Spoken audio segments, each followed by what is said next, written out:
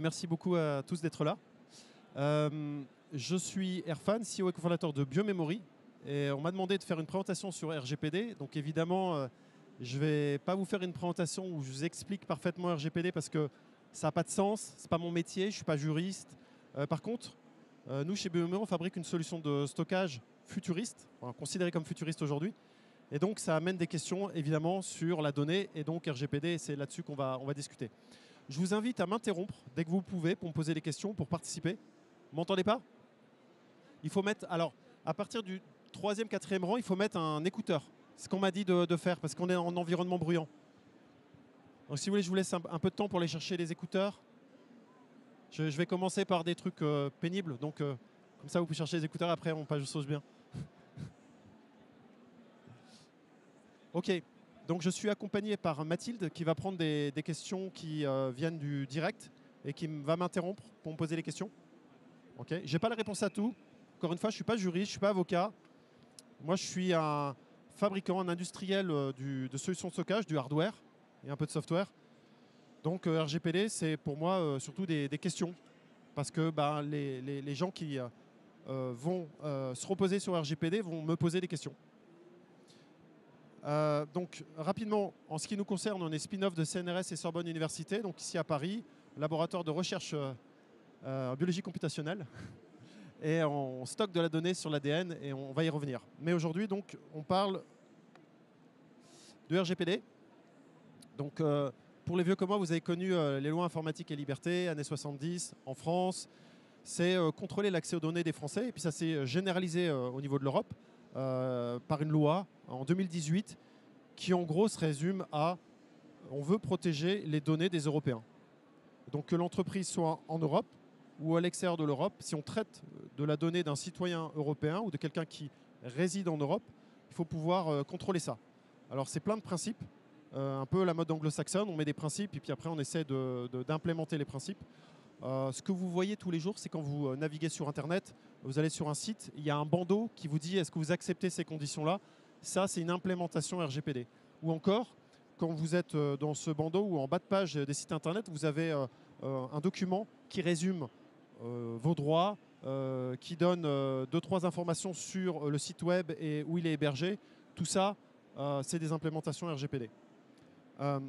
L'important, c'est de protéger en fait les citoyens, les résidents européens.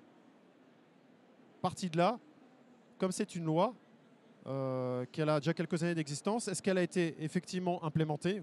Oui. Preuve en est, un exemple, il y en a plein. Amazon qui s'est pris une amende de 3/4 de milliard dès 2021 parce qu'il ne respectait pas un certain nombre d'éléments qui sont dans ces grands principes.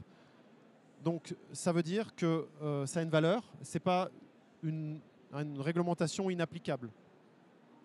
Et donc comme elle n'est pas inapplicable, qu'effectivement on va chercher les gens qui ne font pas le travail, il faut regarder en quoi ça nous concerne, qu'on soit au début ou à la fin de la chaîne.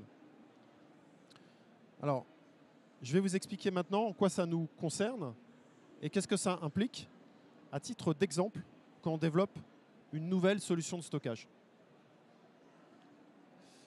Donc rapidement, la problématique que nous on adresse chez Biomemory, qui est une entreprise qui est située à Paris, c'est la problématique de la création de données et du stockage de ces données. En gros, on est sur une exponentielle. Ça veut dire que rapidement, on a un accroissement du stock de la donnée sur Terre qu'on a même mesuré, qui est x2 tous les 3 ans. Alors, si vous vous souvenez de vos cours de maths, x2 tous les 3 ans, ça s'appelle une exponentielle. Et donc, les lois de la physique disent que ça va devenir compliqué assez rapidement. Donc, chez Microsoft, on dit que ça va devenir compliqué dans 10 ans. Chez Google, c'est plutôt 15. Le consensus est entre 10 et 20 ans. Compliqué, ça signifie, quels que soient les investissements dans les solutions de stockage traditionnelles, on n'y arrivera pas. Je vais vous donner un autre exemple. Aujourd'hui, si on prend tous les data centers de la planète, c'est là où on stocke la majorité des données. Donc, c'est les salles techniques avec tous les serveurs. Que je les mets donc tous ensemble, ça fait 2 fois la surface de Paris. Donc 200 km², si mon compte est bon. Si je continue de tracer la ligne, en tenant compte des innovations, en 2040, on est à la surface d'un petit pays. Donc évidemment, on ne peut pas faire comme ça. Et puis il y a les consommations énergétiques. À chaque fois que vous faites 1 mètre carré d'un data center, ben, c'est 1 mètre carré de consommation énergétique. C'est vraiment les indicateurs clés pour les data centers. Et les problématiques qu'ont ces gens-là quand ils créent des data centers, hein, Google récemment voulait créer un data center, ils ont été obligés de le faire en Argentine, parce que quand ils le créent en Caroline du Nord, ils prennent l'énergie, renouvelable ou pas, mais l'énergie des foyers autour. Parce qu'ils ont plus d'argent que les foyers, donc en fait, l'énergie qu'ils vont utiliser, en fait, c'est une énergie que des foyers autour ne peuvent pas utiliser. En créant très peu d'emplois parce que les data centers sont parfaitement automatisés. Je voudrais aussi insister sur un sujet sur le stockage de données. Aujourd'hui, on utilise principalement 3 médias pour stocker la donnée tous les jours. Des disques durs, des mémoires flash et des bandes magnétiques. Les disques durs et les bandes magnétiques, ça a été créé au même moment, hein, dans les années 50. Après, les mémoires flash, c'est arrivé un petit peu plus tard. 100% de ces supports, c'est des supports non durables. Non durables dans le temps. Non durables aussi écologiquement, mais non durables dans le temps. C'est-à-dire qu'il faut constamment les renouveler. Aujourd'hui, vous en avez à peu près 2 milliards. Si je compte les unités de tout ça, j'en ai 2 milliards. Tous les 5 ans, 100% de ces 2 milliards de médias sont renouvelés, généralement par le feu. Ça contient de la donnée, RGPD. Il faut détruire la donnée. Le seul moyen de garantir la destruction définitive des données sur les supports électroniques, c'est de détruire le support. Bien sûr, on va recycler, mais avec de l'énergie. Ça donne des choses très compliquées à gérer. Alors,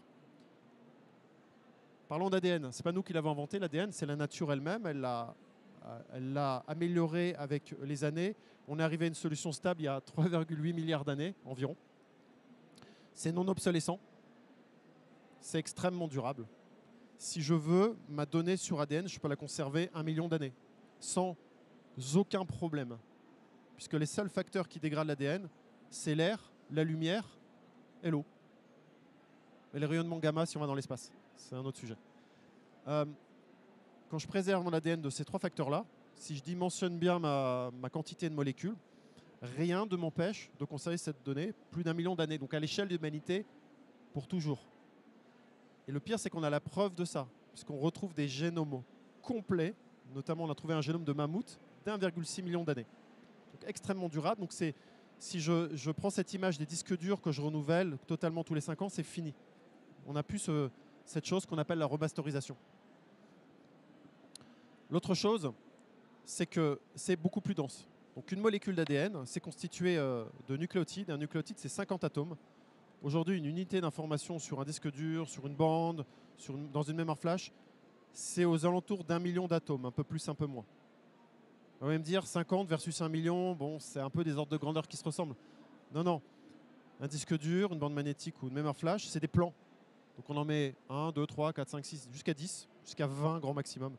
L'ADN, c'est en 3D, il n'y a pas de limite. Donc la densité est incroyable. En gros, dans le volume de ce téléphone, je pourrais stocker 100% des données de tous les data centers du monde. Ça, c'est théorique.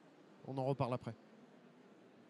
Puis ça consomme aucune énergie. Une fois que j'ai créé ma molécule, zéro consommation d'énergie. C'est un petit peu comme quand je fais une tablette sumérienne. Voilà, une fois qu'elle est gravée, ben, la tablette, je la mets dans un coffre. Je n'ai pas besoin de lui mettre de l'énergie pour que ça se conserve. Un disque dur, il est obligé de tourner. Parce que si je l'arrête, en fait, il commence à avoir des problèmes. Je suis obligé de faire plein de contrôles tout le temps. Parce que la donnée, en fait, elle se corrompt en électronique. C'est une donnée non stable. Voilà pour vous présenter un petit peu le contexte. On est nombreux à bosser dessus. Il y a des grands groupes que vous connaissez bien. On a monté une alliance. Nous, on est board member de cette alliance. On crée des standards. Donc attendez-vous à voir ce type de technologie arriver. Ce n'est pas juste des trucs de laboratoire. Il y a vraiment HP, Microsoft, IBM. Ces gens-là bossent dessus. Hein. Alors, juste comment ça fonctionne, et ça va être utile quand on va reparler d'RGPD. Comment ça fonctionne? J'ai des données. C'est des données binaires, on appelle ça un bitstream, donc des 0 et des 1. Et en fait, je vais vouloir, dans un premier temps, dire ces 0 et 1, ça doit ressembler aux nucléotides, qui sont les 4 lettres de l'ADN, A, T, G et C. Donc je vais faire ce qu'on appelle un transcodage, c'est des maths, c'est de l'algorithmie. Ça, c'est pas très compliqué au final. Mais une fois que j'ai fait cette algorithmie, je vais vouloir construire la molécule. Donc là, on est dans le premier niveau de complexité. On fait de la biochimie, de la physico-chimie, et on construit une molécule qui existe. Une fois que j'ai ma molécule, je vais la préserver, je vais la mettre dans un support qui l'empêche d'être au contact des facteurs dégradants de l'ADN, comme l'oxygène. Donc nous, on a développé un système qui s'appelle la DNA card. Donc ça, c'est un format. Ici, c'est 1 pétaoctet. Oui, ça fait beaucoup plus que du disque dur. Mais bon, sur les data centers, c'est pas encore pour la maison. Et si je veux relire, ben, je vais utiliser des technologies. Alors, la lecture dans l'ADN s'appelle le séquençage. Et donc, je vais prendre mes molécules et je vais les lire. Et ça va être très intéressant de discuter en RGPD. Une fois que j'ai lu donc, le contenu de ma molécule, je sais quelle est la suite ATGC. Je fais le transcodage inverse et je retrouve mes 0 et mes 1 et donc tous mes fichiers. Très bien. Encore 2 slides sur Biomemory, après on passe au RGPD. Nous, qu'est-ce qu'on fait de particulier? Le grand problème pour que cette technologie elle aboutisse, c'est le coût. Fabriquer de l'ADN, ça coûte très cher aujourd'hui. Donc nous, on s'est dit comment on pourrait faire de l'ADN digital. Donc c'est pas un ADN génomique, c'est pas des gènes, c'est pas du vivant, c'est un ADN qui permet de stocker de la donnée. Comment on pourrait le faire pour que ça coûte pas cher et que ça puisse être effectivement intégré au data center. Et nous en France, on a des compétences en biologie moléculaire et en agroalimentaire. On est assez fort dans ces domaines. Et on s'est dit on va utiliser ces technologies qui nous viennent de l'agro. Et on va faire grossir des blocs d'ADN comme des levures de yaourt ou des enzymes pour la lessive, ça c'est l'agroalimentaire aussi, dans des cuves en inox qu'on appelle les fermenteurs. C'est ce qu'on a de manière basique dans nos usines en France pour faire à manger. Et donc on fait grossir ces blocs, c'est les bactéries qui les font grossir pour nous. Et une fois qu'elles ont fait le travail, nous on prend juste ces blocs, on fait une purification, on ne prend pas les bactéries, juste les blocs d'ADN, on les met dans des grosses cartouches d'encre qu'on envoie au data center. Et en fait, dans les data centers, il y a ce qu'on appelle des appliances, donc c'est des serveurs de stockage qui sont capables d'écrire, de lire, d'ordonner la donnée. Et elles utilisent ces cartouches un petit peu comme des imprimantes. Et c'est ça le modèle en fait. C'est une grande imprimante. Le résultat de tout ça, c'est que dans une appliance, donc ça c'est une appliance standard, 19 pouces dans un data center, c'est vraiment la taille, c'est très régulé, hein, enfin tout le monde a la même norme, c'est en gros 19 pouces. On a une appliance, donc ça fait un demi-mètre. 45 cm environ. On peut stocker un hexaoctet de données. Est-ce que quelqu'un sait ce que c'est un hexa? Vous avez une idée? Mathilde, tu sais ce que c'est un hexa? Pas du tout? Non, je ne sais pas. Elle ne sait pas. Un hexa, c'est 1000 pétas. C'est 1000 de ces cartes que vous avez vues. Si j'empile les 1000 cartes, ça fait 80 cm. Un péta, c'est 1000 téras. Vous avez dans un ordinateur comme ça 1 téra. Donc c'est un hexa, c'est 1 million de fois cet ordinateur. Donc ça ne prend pas beaucoup de place, ça consomme peu d'énergie, ça a un impact carbone très très faible. On va aller à la fin sur 3 ordres de grandeur de différence, donc divisé par 1000. Surtout c'est très durable. Nous on va commencer par garantir 1000 ans, mais on va aller beaucoup plus loin. Et donc tout ça, ça va forcément nous faire poser des questions sur la donnée. Et comment je rends compatible une réglementation qui a été élaborée pour des disques durs, des SSD et tout ce qu'on fait avec aujourd'hui un data center, une réglementation qui a été finalisée en 2018, mais qui, en fait, la réflexion a commencé dans les années 70. Comment je fais pour rendre ça compatible avec des systèmes futurs? Donc je vais aller me poser 2-3 questions, et moi j'en pose 5. Si vous en avez d'autres, il ne faut pas hésiter. Hein. Après tout ce que je vous ai dit, il peut y avoir plein de réflexions, on est super preneurs, parce qu'on ne sait pas tout. Mais nous, on est en train de travailler assez dur pour pousser une loi, notamment sur la bioéthique. Mais on aimerait bien que ça alimente aussi la RGPD. Le RGPD, la RGPD, je ne sais jamais donner le genre. C'est une réglementation, on va dire là. Comment on fait pour faire évoluer ça? Parce qu'en Europe, on est super fort, on est assez innovant sur la réglementation. Toujours un petit peu moins sur le matériel. La première réflexion, est-ce que c'est sécurisé tout ça? C'est en gros, si j'ai accès à une de ces DNA cards, est-ce que je peux avoir accès aux données qui sont dessus? Et je vous ai dit, pour lire les données ADN, en fait, il faut un séquenceur. Et un séquenceur, aujourd'hui, c'est la taille d'une clé USB. Je vous l'ai mis en illustration sur la diapo. Donc, est-ce que c'est facile ou c'est pas facile de lire l'ADN, une molécule en plus non obsolescente, qui est relativement normée. C'est pas nous qui l'avons normée, hein, c'est la nature. Donc, est-ce que c'est sécurisé? C'est quoi les problèmes? Et c'est quoi? Est-ce que ça apporte des solutions en GPD? Est-ce que ça apporte d'autres contraintes dans ce domaine-là? Donc, ce qu'on peut se dire en première approche, c'est que tout le monde n'est pas capable d'utiliser un séquenceur. Parce que pour passer d'une matière, c'est des molécules en fait, passer de la matière qui est là-dedans protégée par un nano-coating, c'est pas ultra évident. C'est pas comme si je prenais un disque dur qui a une connectivité SATA ou autre, que je branche ça dans un ordinateur et je peux lire la donnée immédiatement. Je vais vous donner un exemple. Vous connaissez la chaîne, je crois que c'est MiCode. Vous connaissez la chaîne YouTube MiCode? En fait, ils sont amusés à acheter un disque dur d'occasion sur Le Bon Coin pour voir si les gens effaçaient les données sur le disque dur avant de les vendre. Ils sont tombés sur un disque dur de Scaleway. C'est truc de dingue. Et donc, ils sont tombés sur des données clients. Donc, ils ont appelé Scaleway. Ils leur ont dit, bah, a priori, il y a un de vos disques durs qui est là. Les données sont encore là. C'est un problème. Et donc, il y a eu d'ailleurs beaucoup de soucis juridiques derrière. Il y a eu des menaces, etc. Normal. Enfin, c'est super stratégique comme les données clients. En plus, on ne sait pas quelle entreprise. Ça se trouve, c'était une entreprise très importante. Je ne sais pas moi-même. Ce que je sais, c'est que le disque dur a été sorti de Scaleway, on ne sait pas comment. Est-ce que ça a été sorti proprement ou pas, on ne sait pas. Mais en tout cas, le fait de le rebrancher sur un système d'aujourd'hui, vous pouvez lire la donnée. Donc là, il y a quand même un premier niveau de protection, c'est que l'ADN, ce n'est pas lisible forcément facilement. Tout le monde n'a pas un séquenceur à la maison, certes. Mais si je suis biologiste, que je travaille... pardon ? Je n'entends pas forcément très bien, mais je disais qu'aujourd'hui... Oui, ok. C'est une vue d'aujourd'hui, mais dans 10 ans, ce sera totalement lisible par tout le monde. Donc de dire oui, effectivement, aujourd'hui il y a une temporalité. C'est-à-dire qu'avoir accès à un séquenceur aujourd'hui, ce n'est pas forcément le truc qu'on a facilement. C'est faisable, mais ce n'est pas facile.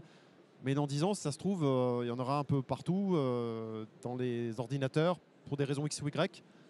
Ça peut devenir facile. Effectivement, ça, c'est une machine à 800 €. Hein. C'est pas super. Et puis, je peux être n'importe qui pour la commander. Hein. Ça se vend en ligne. Le fournisseur de ce séquenceur, c'est Oxford Nanopore. C'est basé en Angleterre. Je vais en ligne. Vous allez sur le site d'Oxford Nanopore, vous commandez vous-même, même en tant que particulier, vous pouvez, vous avez le droit. Donc, ça fait se poser un premier niveau de question. Je pose ça là et je passe à la réflexion suivante. Je ne dis pas que j'ai les solutions à tout. Hein. Vous allez voir, évidemment, on réfléchit un peu. Mais je voulais surtout venir ici pour vous dire, il y a des solutions qui arrivent. Ça en est une solution, l'ADN, il y en a d'autres. Ça peut faire évoluer les mindsets. Alors, je vais vous expliquer après ce que c'est ce gribouillage. Je vous ai dit, les données, vous pouvez les conserver 1 million d'années si vous voulez. On va les garantir 1000 ans dans un premier temps. Certes, mais RGPD nous dit, les données, c'est à durée de vie limitée. Vous ne pouvez pas stocker les données de vos clients et les garder 3 siècles. Vous n'avez pas le droit de faire ça. Pareil que les données en Europe.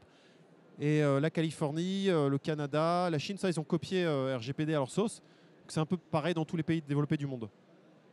Donc, est-ce que, quand je stocke de la donnée sur un média qui, a priori, est éternel pour l'humanité, vous avez des solutions pour l'effacer?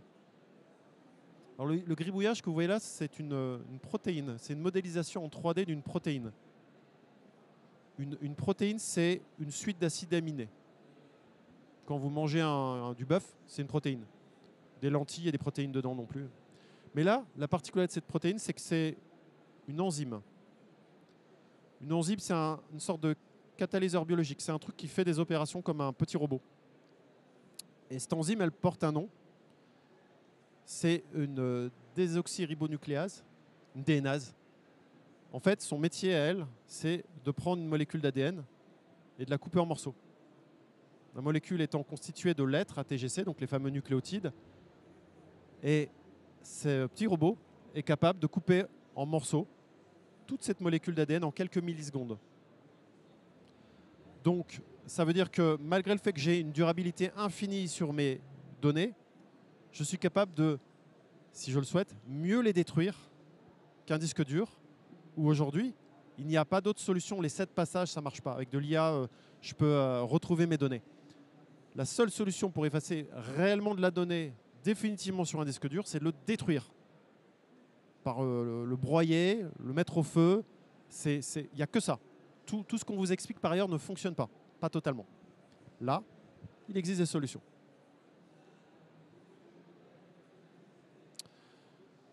L'accès aux données. Je vous ai dit, dans un petit volume, on peut stocker toutes les données du monde. On est là dans un Mars. Je peux faire à peu près la moitié. C'est pas mal, hein? Donc dans 2 Mars, la totalité. Ça veut dire quoi? Ça signifie que j'ai une densité incroyable. Dans la réalité, ça ne va pas fonctionner comme ça. Je vais vous expliquer pourquoi. J'ai une densité incroyable d'informations, sauf que RGPD me dit, si vous avez mes données, je peux vous demander d'y avoir accès. Vous me dites exactement tout ce que vous possédez de moi, vous me l'envoyez, et ensuite je peux vous demander de détruire ça. Sauf que là, c'est dans un Mars. Et j'ai peut-être stocké dans le Mars, je ne sais pas, 3 téraoctets. Comment je fais pour envoyer 3 téra à un client? Aujourd'hui, ce n'est pas possible parce qu'on n'a pas les supports qui vont bien pour ça. Donc on envoie 40 pages de Facebook, un lien pour télécharger quelques photos, ça va. Mais là, qu'est-ce que je fais? J'envoie de l'ADN au client? Compliqué, hein? Est-ce que j'envoie une DNA card? Il ne saura pas le consulter, en fait. Est-ce que j'envoie un séquenceur avec? Est-ce que je le fais payer pour ça? En fait, il n'y a pas de solution pour le moment. Donc, il va falloir réfléchir à comment on fait, en fait. Est-ce qu'on va juste prendre une partie des données et dire, bah, il y avait une image, voilà l'adresse, mais en fait, je ne vous donne pas l'image, je ne vous donne pas les vidéos. On peut stocker avec les technologies du futur des ordres de grandeur plus qu'aujourd'hui, des millions de fois plus. Comment on gère ça? Je regarde un peu l'heure. On est bien.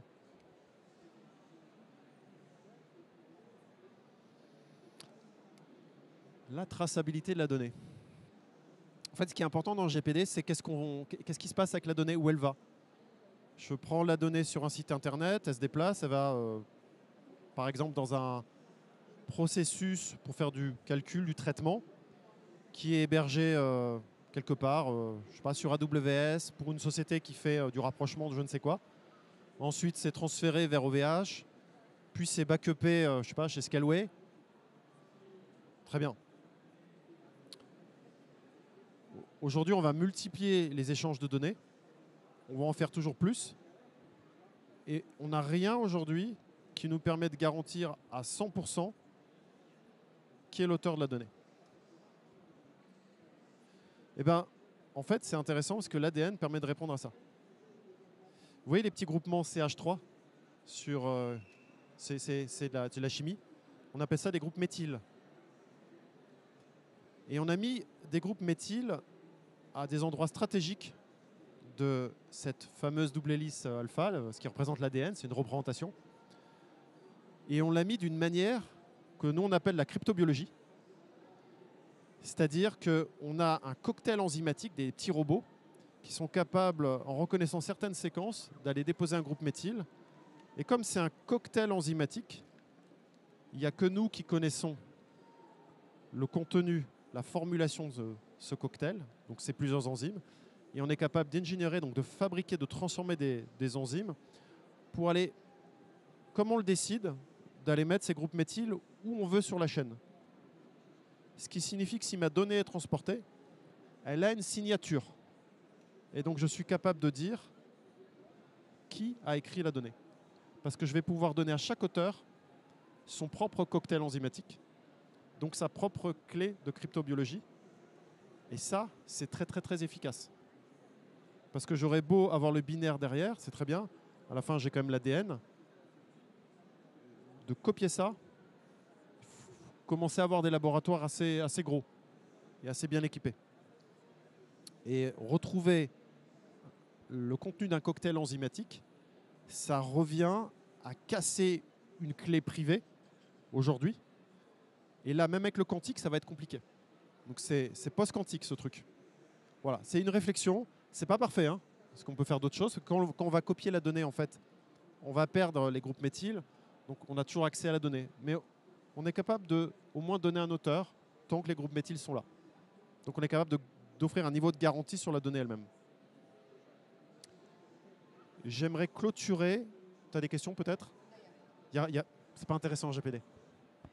Ils sont là, c'est parfait. Si vous avez des questions, interrompez-moi, il n'y a aucun problème, évidemment. Et s'il y a des membres Blast, doublement interrompez-moi. Il y en a? Non, il n'y en a pas? Alors, 5e et dernière réflexion. L'accès physique aux données. Donc je vous ai dit, on est en data center. Je vous ai montré à quoi ressemble Appliance. C'est ce gros machin là qui a la taille humaine en fait, à peu près ma taille. Ça contient 1000 de ces cartes et ça contient aussi des cartouches d'encre pour imprimer toute la journée.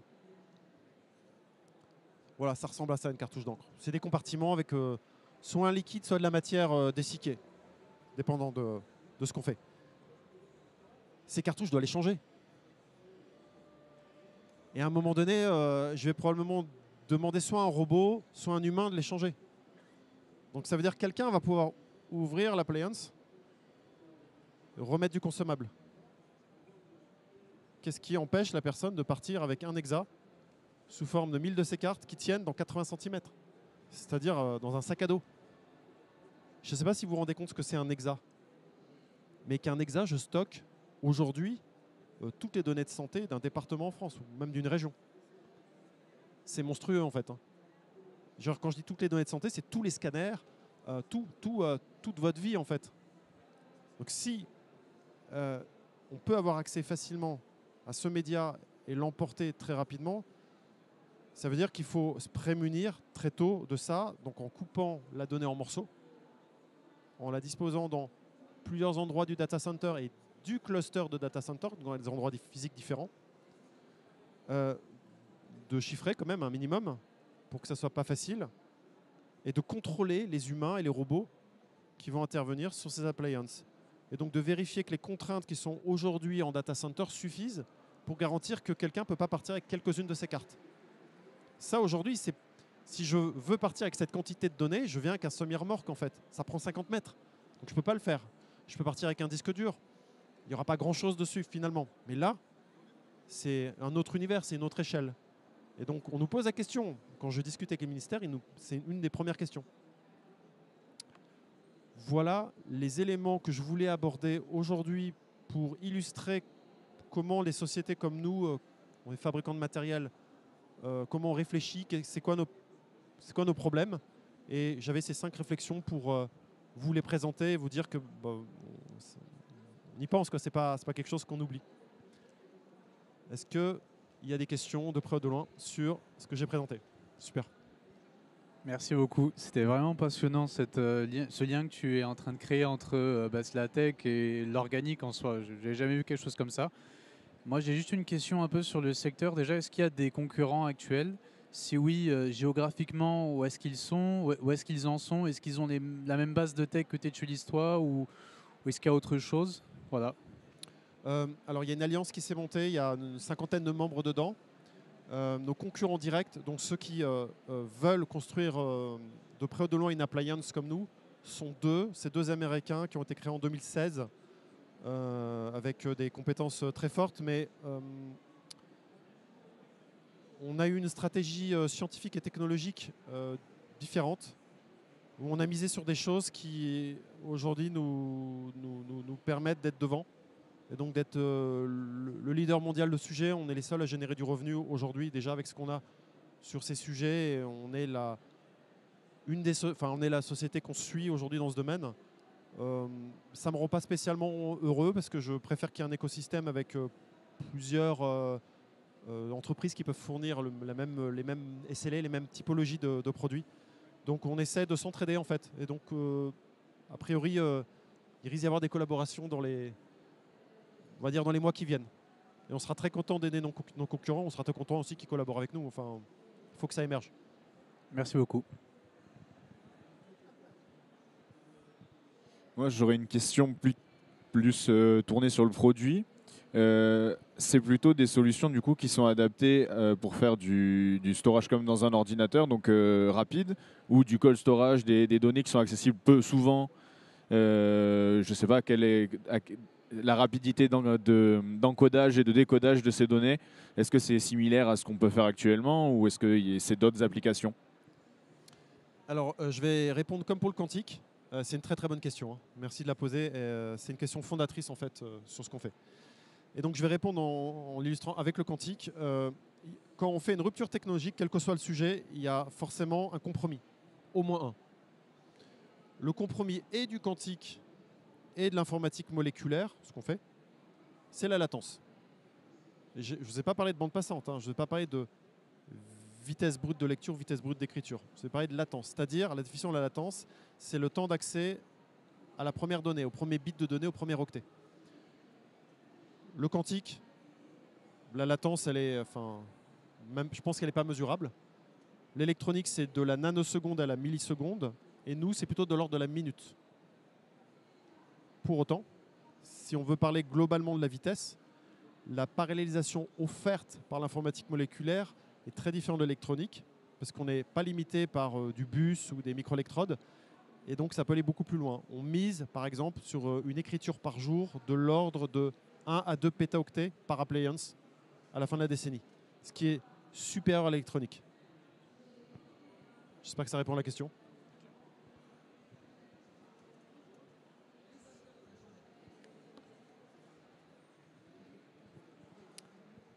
Est-ce que vous avez d'autres questions?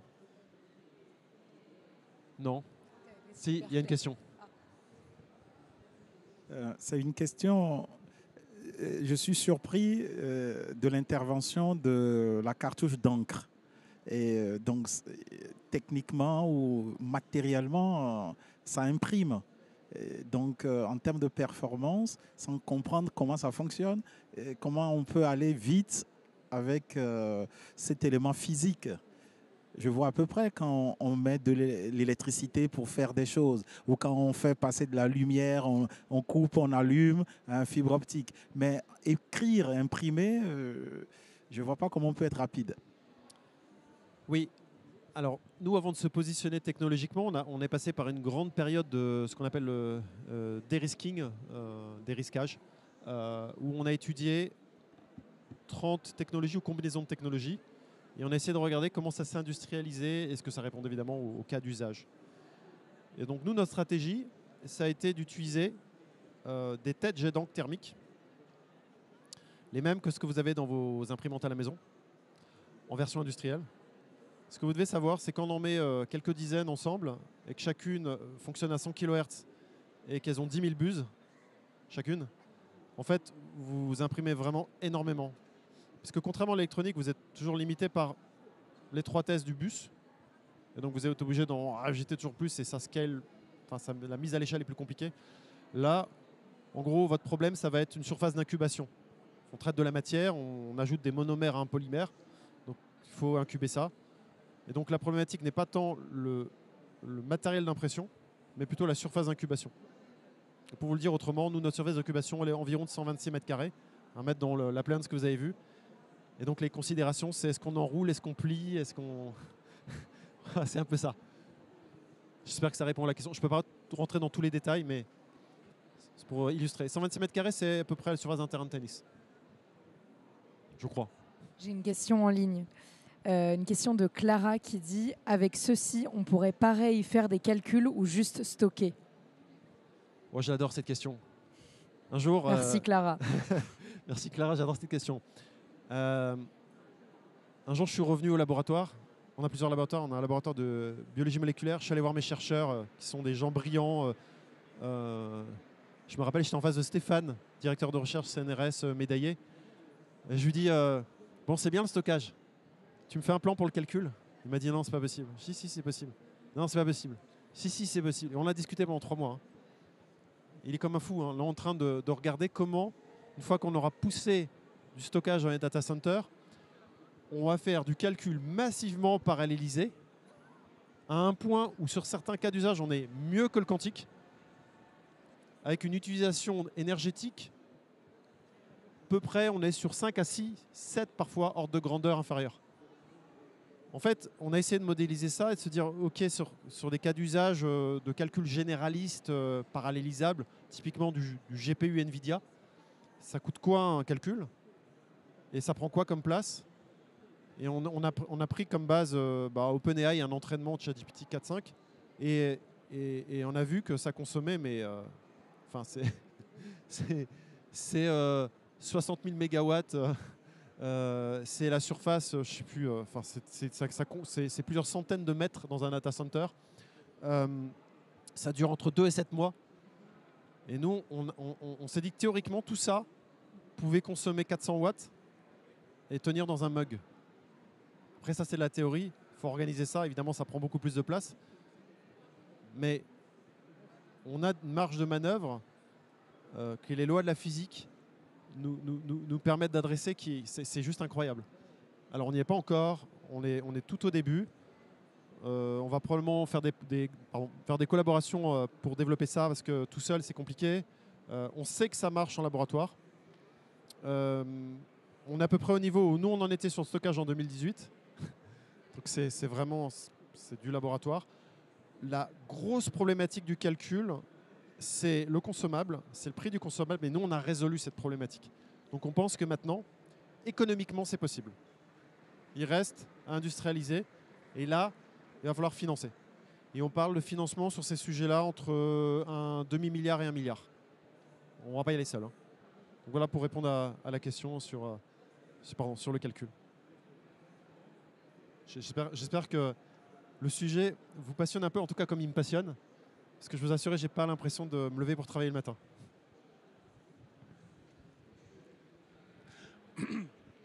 Alors, pour revenir juste sur l'aspect RGPD. Alors, enfin, pour moi, la donnée, elle doit être gérée et peut-être gérée différemment. Parce qu'en fait, là, vous proposez un produit qui pourra faire du stockage à l'infini. Ça me fait penser, en fait, à ma cave dans laquelle, en fait, je vais stocker. Et que finalement, en fait, après, à un moment ou un autre, il faudra traiter cette donnée. En fait, une donnée qui est utilisable dans les années à venir et même peut-être qui ne peut malheureusement plus être utile dans 2 mois ou même dans une semaine. Est-ce qu'il y a une idée en fait sur le traitement de cette donnée sur la durée? Enfin, on parle de stockage, mais en fait, le stockage, une fois qu'il est fait, est-ce qu'il est géré et comment est-il géré? Ouais, c'est une excellente question. Effectivement, déjà pour rebondir sur l'assertion du départ, qui est une assertion juste, toutes ces données vont être utilisées. Ce n'est pas moi qui le dis. J'étais à la FMS, c'est une convention sur le stockage très importante aux États-Unis à Santa Clara. Il y avait une intervention d'IBM qui s'y connaît assez bien en données et qui disait toutes les données qu'on stocke aujourd'hui seront toutes traitées par au moins des process d'intelligence artificielle. Elles seront traitées avec d'autres choses aussi, hein, mais il y aura au moins ça. Minimum. Donc oui, c'est vrai, toutes les données seront traitées. Maintenant, comment sont gérées ces données? Ce que vous devez savoir, c'est que pour ceux qui ont l'expérience en data center, en infrastructure, il y a des logiciels de management de la donnée dans les data centers. C'est un management global. En gros, c'est le data center qui manage pas seulement les serveurs biomemory, mais tous les serveurs. Et donc, il sait exactement ce qu'il fait avec la donnée, quand elle est chaude, quand elle est froide, quand elle est tiède, si c'est de la donnée de santé, si c'est une donnée autre, si c'est une donnée soumise RGPD, pas RGPD, autre. Et donc, en fait, le travail de biomemory, ça va être de s'interfacer avec ces logiciels. Je vous donne un exemple, il y a Data Capture, ça en est un exemple. Il y a Vim qui fait aussi quelque chose. Voilà, c'est 2 exemples, il y en a d'autres. Veritas qui fait un logiciel aussi. Mais il va falloir donc s'interfacer avec ces logiciels pour répondre aux exigences de ces logiciels qui implémentent RGPD. Et donc c'est comme ça que ça va se passer. Et effectivement, il va y avoir des discussions à un moment parce qu'il y a des choses qui vont être difficiles pour nous. Un truc qu'on fait, pourquoi notre appliance, elle stocke que 1 hexa et pas 10 000 hexas? Parce qu'on pourrait, hein. Tout simplement parce qu'on distribue la donnée en morceaux, l'équivalent des blocs qu'on trouve sur les disques durs, on distribue en puits, qu'on appelle aussi blocs chez nous, pour pouvoir y accéder et que ça ne soit pas trop gros à chaque fois. Et donc pour pouvoir procéder, si on le veut, à de l'effacement. Voilà, ça, c'est une implémentation à la fois des logiques d'accès à la donnée qu'on accède relativement rapidement et facilement, et en même temps, on pense à RGPD. J'espère que ça répond à la question. Parfait. Il y a une question de Hugo. Question peut-être totalement hors sujet, mais cela peut-il avoir un impact sur l'ADN de l'homme dans sa santé? Je n'ai aucune connaissance sur la biologie. C'est encore une fois une excellente question. Et moi, je suis informaticien. Donc je suis arrivé dans le laboratoire de biologie moléculaire. Je leur dis, hey les gars, est-ce que je peux mettre ça dans mon cheval? Et puis mon cheval, il mute. Il a trois têtes au lieu d'une. Enfin, j'ai posé ces questions, évidemment. Ce qu'on a implémenté dès le départ, c'est le fait que cet ADN ne peut pas s'exprimer. En fait, il y a une réalité en biologie pour que l'ADN s'exprime. Il y a des marqueurs de départ d'expression et des marqueurs de fin. En gros, pour que ça code des protéines, un ADN. Et nous, ce qu'on a fait, c'est qu'on a enlevé tous les marqueurs de départ et on a un jumeau numérique qui est capable de vérifier que quelle que soit la combinaison de données qu'on a, il n'y a jamais ces marqueurs de départ. Et en plus d'avoir retiré tous les marqueurs de départ, on appelle les codons start, on a mis des codons stop, donc des marqueurs de fin, partout, de manière désynchronisée, dans les deux sens. L'ADN, c'est double brin, il y a deux sens. Et donc tout ça est garanti par un simulateur chez nous, on appelle un jumeau numérique. Il y a des études qui ont commencé d'ailleurs pour valider mathématiquement, c'est-à-dire par la preuve que c'est exact. Mais en gros, ça signifie quoi? Ça signifie que comme l'ADN ne peut pas s'exprimer, même avec de la corruption, même en changeant des morceaux, ça ne peut pas s'exprimer facilement. Il n'y a aucune protéine qui va sortir de cet ADN. Et donc, même si on le met dans un milieu vivant, on prend l'ADN card, je me l'injecte avec une seringue, ça ne va rien donner. Ça ne peut rien donner. Ça a autant de chances de donner quelque chose que mon disque dur de partir en courant à toutes jambes. C'est à peu près ça le niveau. Voilà, c'est une réalité de biologie moléculaire. Est-ce qu'il y a... Hugo te remercie. Super. Je ne suis pas rentré dans tous les détails, mais c'est encore un peu... Je suis désolé s'il y a des biologistes moléculaires ici. Je fais exprès de répondre avec un niveau acceptable de compréhension. Évidemment, on pourrait rentrer beaucoup plus dans la technique. S'il y a ces personnes-là, il ne faut pas hésiter, on peut discuter. Est-ce que ça vous a plu? Ouais, à peu près. Ça vous a intéressé? Super. Merci beaucoup. À très bientôt. Et j'espère que vous profitez bien de Big. Nous, on est super contents d'être là. On est une startup accompagnée par la BPI. Et on est ravis parce que BPI fait un travail extraordinaire avec nous. Merci beaucoup. Sur plein d'aspects, sur plein de choses. Donc, sachez que c'est une banque privée, mais détenue par l'État. Et que cette administration, enfin, je considère que cette administration fait un super travail. Vraiment, ils sont incroyables et les bénéficiaires. Merci Arfan. Merci beaucoup, à bientôt.